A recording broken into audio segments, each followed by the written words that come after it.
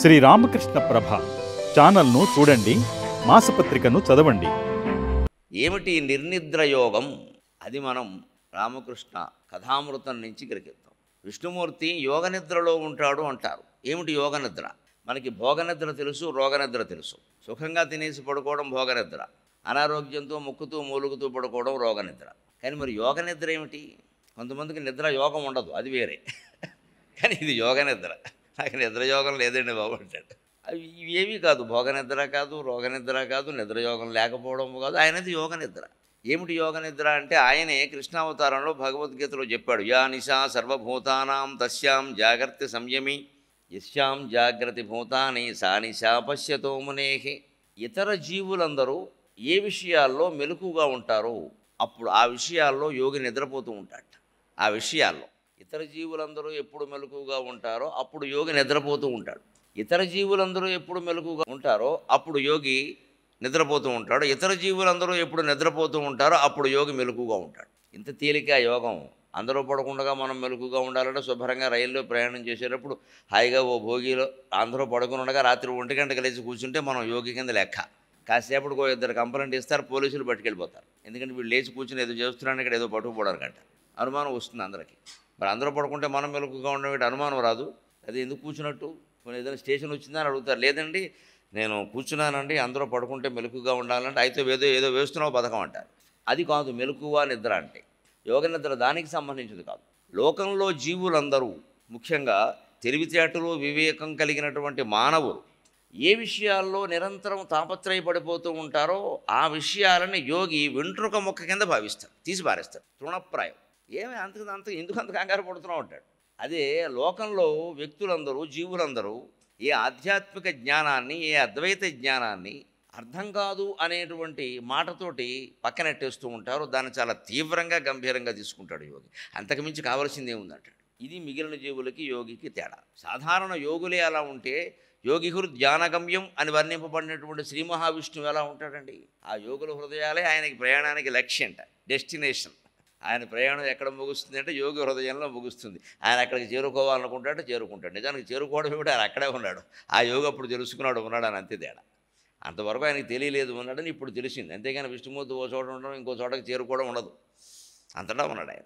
ఆయన అక్కడ ఉన్నాడనే విషయం యోగికి అప్పుడు తెలిసింది. కాబట్టి ఆయన అక్కడికి చేరుకున్నాడు అన్నట్టుగా చెప్పారు అన్నమాట. మనం రైలు ఎక్కితే చూడండి, విజయవాడ వచ్చింది, విజయవాడ ఎందుకు వస్తుందంటే జడ పదార్థం, అది ఎక్కడికి రాదు, ప్లాట్ఫారం. విజయవాడ వస్తుందా? ఎంత అజ్ఞానం మనం మాట్లాడేది. విజయవాడకి మనం వెళ్ళాం, కానీ ఎవరు మరి రైలు ప్రయాణం చేసిన వాళ్ళు విజయవాడకి నేను వెళ్ళి సికింద్రాబాద్కి నేను వచ్చింది నానడే, విజయవాడ వచ్చింది, సికింద్రాబాద్ వచ్చింది, అది రావడం ఏంటంటే వీడు వెళ్ళాడు. అన్ని అబద్ధాలే మనం మాట్లాడేవి. పక్కగా చెప్పాలంటే అంతే, పచ్చి అబద్ధాలు. ఈ భాష అర్థం చేసుకుంటే వేదాంతం తెలుస్తుంది.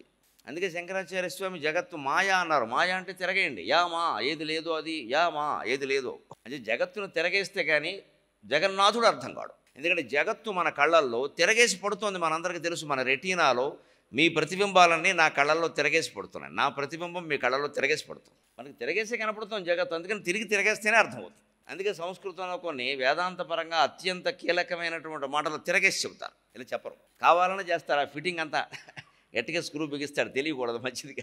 అందుకని అందరూ మెలకుగా ఉన్నప్పుడు నిద్రపోవడం అంటే అందరూ ఏ విషయాల కోసం తాపత్రయపడుతున్నారో ఆ విషయాల విషయంలో యోగి నిర్లిప్తంగా ఉంటాడు. ఏం అది పెద్ద విషయం, ఉద్యోగం వస్తే ఏమిటవుతుంది, జీతం పెరిగితే ఏమైంది, పెళ్ళి అయితే ఏమైంది, పిల్లలు ఉంటే ఏమైంది, లేకపోతే ఏమైంది, ఇప్పుడు అంత తీవ్రంగా భావిస్తున్నాం ఆ విషయాన్ని అంటాడు. మనకు అదే ఎక్కువ.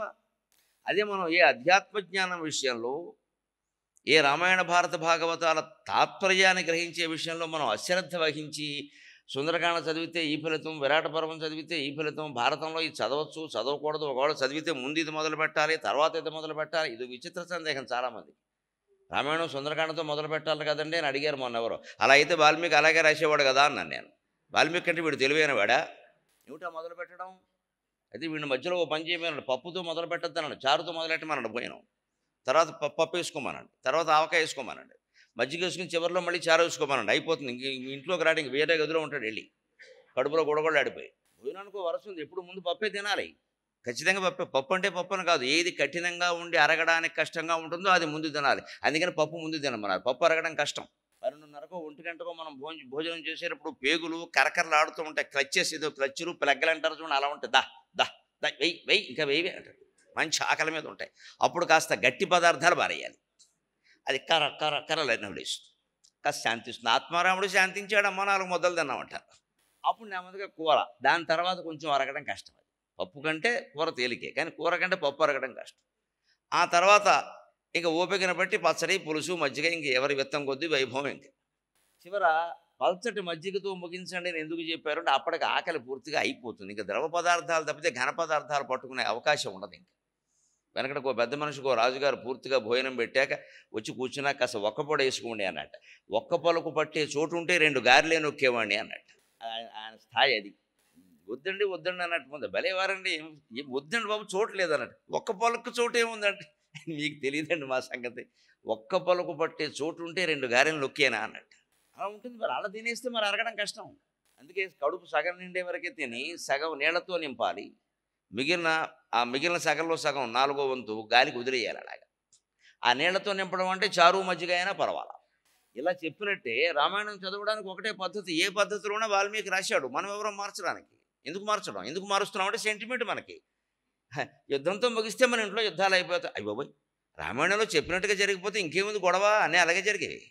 అరణ్యకాండ చదివితే మనకు కూడా వనవాసం వస్తుందేమో, అదేమిటి వాళ్ళ చదివితే మనకి రావడం ఏంటి? మన దేశంలో భావాలు కొన్ని విచిత్రంగా ఉంటాయండి. దుర్మార్గుల్ని మనమేమనమండి, దురదృష్టవంతులను అవమానిస్తామమ్మా. చాలా దారుణమైన విషయం. దుర్మార్గుల్ని ఏమనమండి, మనకు నోరు రాదండి అసలు. మన కళ్ళ ముందే 100 కోట్లు మింగేసిన దుర్మార్గులు కళ్ళ తిరుగుతూ ఉంటే మనకెందుకు అంటాడు కదా. నమస్కారం అండి, మీరు సీఎం అయితే బాగుంటుంది అంటామండి. ఎంత ఆశ్చర్యమో నాకు అది.